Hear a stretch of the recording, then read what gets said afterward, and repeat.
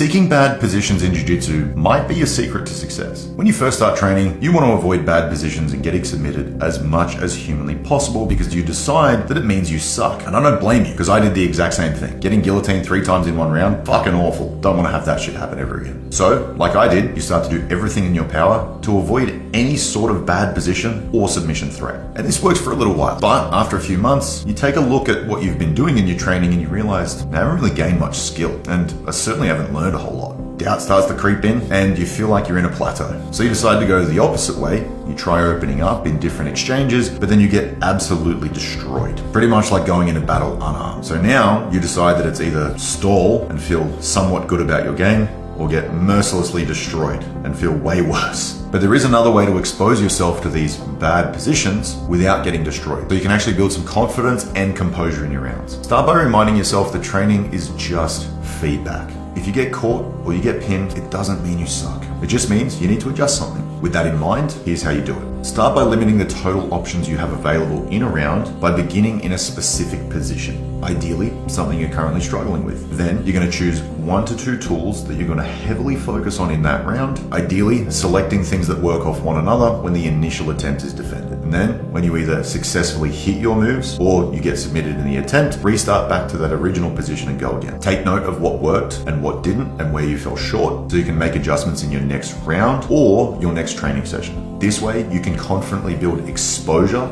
in unfamiliar situations without getting utterly dominated by limiting the choices available for both you and your training partner. In no time, you'll drop all fear of this specific position you've been starting in because you've been spending so much time in it. Once that happens, you can start to integrate them into your open training or even competition because of this gain in exposure. You're no longer going to freak the fuck out. And when you feel like you've made decent progress by doing this, all you're going to do is pick another area of your game that you struggle with and repeat the same process all over again. Now, instead of avoiding positions and stalling while learning absolutely nothing, you'll be getting all the essential feedback you need